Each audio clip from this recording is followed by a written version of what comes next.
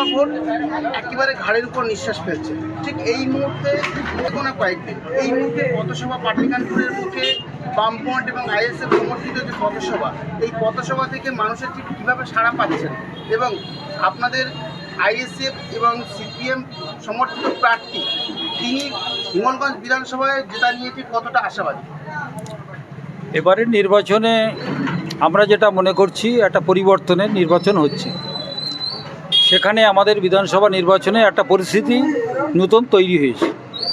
সেই পরিস্থিতিতে আমাদের যে প্রার্থী বামফ্রন্টের সঙ্গীতা মণ্ডল জয়ের আশা নিয়েই আমরা প্রচার করছি এবং বিশেষ করে পাটলিখানপুরে যে পথসভা করলাম এবং 2-3 দিন আগেতে আমাদের বিভিন্ন জায়গাতে প্রার্থীকে নিয়ে যে প্রচার করেছি, তাতে আমরা আশাবাদী যে আবার মানুষ ফিডব্যাক করছে এবং মানুষের মধ্যে একটা উৎসাহ উদ্দীপনা লক্ষ্য করা যাচ্ছে।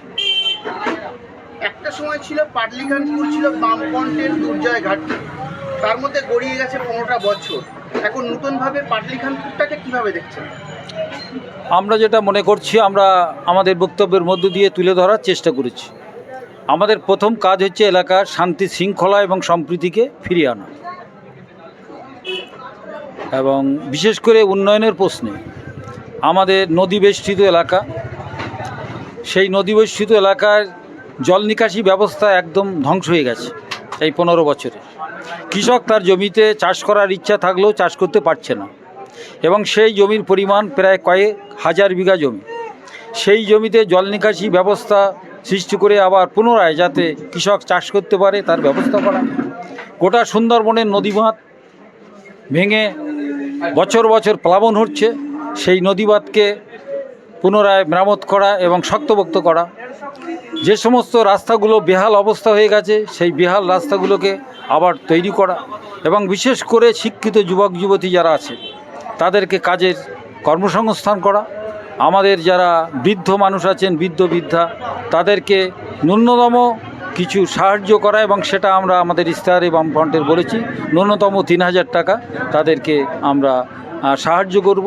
যে সমস্ত স্কুল পাঠশালা এবং বিশেষ করে এসএসকে এমএসকে স্বাস্থ্যকেন্দ্র বা আমাদের যে সমস্ত নদী বাঁধের যে সমস্ত কর্মচারীরা কাজ করত এবং আমাদের এসডিবি দপ্তরে যে সমস্ত কর্মচারীরা কাজ করত, সেই সমস্ত দপ্তরগুলো আবার পুনরায় তৈরি করে আবার নতুনভাবে যাতে ছেলে মেয়েরা কাজ পায় সেই ব্যবস্থা করা এবং বিশেষ করে শ্রমজীবী মানুষ যারা আমাদের রাজ্য থেকে, আমাদের এলাকা থেকে প্রায় 40 লক্ষের অধিক মানুষ যারা যাচ্ছে বাইরের রাজ্যে কাজ করতে, ভিন রাজ্যে কাজ করতে, তাদের কাজের গ্যারান্টি আমরা দেব। এই আমাদের ইশতেহারে এই কথাগুলো মানুষের স্বার্থে আমরা বলার চেষ্টা করছি। এখনকার বর্তমান সময়ে ভাতার রাজনীতি চলছে। তৃণমূল লক্ষ্মীর ভাণ্ডার দিচ্ছে 1500 টাকা, বিজেপি বলছে আমরা ক্ষমতা এলে লক্ষ্মীর ভাণ্ডারের পরিবর্তে অন্নপূর্ণা 3000 করব। এই যে ভাতার রাজনীতি, পরিবর্তনের কোনো রাজনীতি নেই, বামফ্রন্ট সেটা নিয়ে ঠিক কী ভাবছে? ভাতার রাজনীতিটাকে আমরা সেইভাবে সমর্থন করি না। আমরা মনে করি মানুষের উন্নয়ন এবং বিশেষ করে যারা মহিলা, তারা যারা পিছিয়ে আছে তাদের জন্য আমরা আমাদের ইশতেহারে বলেছি ন্যূনতম 3000 টাকা করে আমরা দেওয়ার ব্যবস্থা করব, তাদের ছেলেমেয়েরা যাতে পড়াশুনো করতে পারে বা যোগ্যতম শিক্ষা লাভ করতে পারে, এটাই আমরা বলার চেষ্টা করেছি। আপনার পরিচয়? আমার পরিচয়, আমি কৃষক সভা করি এখন। আমাদের ভারতের সারা ভারত কৃষক সভার আমি রাজ্য কমিটির সদস্য। আপনার নাম? আমি শ্রী তুলসী সরকার। কত সময় বক্তব্য রাখছিলেন, বক্তব্যের মাঝে আপনি অনেকগুলো ছোট ছোট পাঠ ছুঁয়ে গেছেন। আরজি করের অভয়া থেকে ভাতা সব কিছু মিলিয়ে বামফ্রন্ট প্রতিবাদী মুখ হিসাবে এই মুহূর্তে আমরা বর্তমান সময়ে মীনাক্ষী, দীপশিতা তাদের কথাও বললেন। তো বর্তমান প্রজন্ম বামফ্রন্ট যেভাবে প্রতিবাদী একটা সময় ছিল, সেই প্রতিবাদীতে মুখ হিসাবে দীপশিতা এবং মীনাক্ষীর মুখ ধরে কি বামফ্রন্ট ফিরে আসবে আবার? যে কোনো সমাজ পরিবর্তনে আমি আমার বক্তব্যের মধ্যেও বলেছি, যুব সমাজই হচ্ছে মেরুদণ্ড। এখন যে পরিস্থিতি তারা দেখছে চোখের সামনে, তাকে মোকাবিলা করছে, সেই মোকাবিলা করা থেকেই তারা কিন্তু আজকে সমাজের একটা প্রতিবাদী মুখ হয়ে উঠেছে এবং আমরা বিশ্বাস করি মানুষ ভরসা করে তাদের উপরে। যুব সমাজের উপরে পরিবার যেমন ভরসা করে, সমাজও তেমন ভরসা করে, রাজ্যও ভরসা করে। সেই ভরসার জায়গা থেকে আমরা বিশ্বাস করি যে একটা ভালো জায়গা নেবে। একটা সময় বামফ্রন্টের মুখ্যমন্ত্রী বুদ্ধদেব বাবু বলতেন যে যদি কেউ বাংলার বুকে সাম্প্রদায়িকতার কথা বলে তাদেরকে গুলি করে দাও।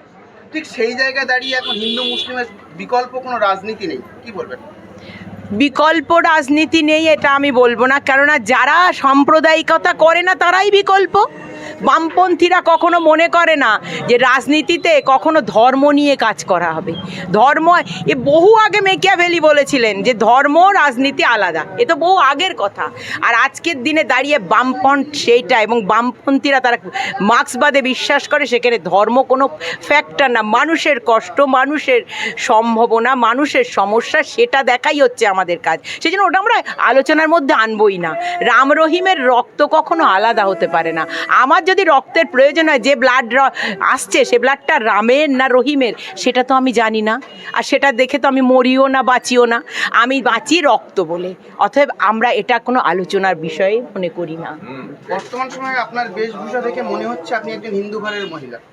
তো বিজেপি বলছে যদি বিজেপিকে এবার ভোট দেয়া না হয় তাহলে বাংলার ঘরের মা বোনেরা শাঁখা সিঁদুর পড়তে পারবে না, সন্ধ্যাবেলা কুলু দিতে পারবে না, তুলসী তলায় পুজো দিতে পারবে না, কি বলবেন? এতদিন মা বোনেরা তুলসী তলায় তুলসী প্রদীপ দিয়েছে, শাঁখা সিঁদুর পড়েছে, কই তাদের তো শাঁখা সিঁদুর যায়নি। হঠাৎ করে তারা বলবে বলে আমরা শুনবো। আমরা তো আমাদের নিজেদের বিচার বুদ্ধি দিয়ে কাজ করি। মানুষ কিন্তু বোকা নয়, মানুষ তার বিবেচনা আছে, সেটা দিয়েই তারা বিচার করবে। আমার বক্তব্যও তাই ছিল। আমি বলছি বলেই করবে না, আমার বিবেচনা, মানুষের বিবেচনা, তা দিয়েই করবে। কোনো দিন বন্ধ হয়নি, এটা বন্ধ হবেও না। ওটা তাদের মানুষকে বিভ্রান্ত করছে ওরা। অসংখ্য ধন্যবাদ। আপনার নাম? আমার নাম ভ্রান্তি অধিকারী, আমি সিপিআই এর জাতীয় পরিষদের সদস্যা। ধন্যবাদ সবাই, ধন্যবাদ সময় দেওয়ার জন্য।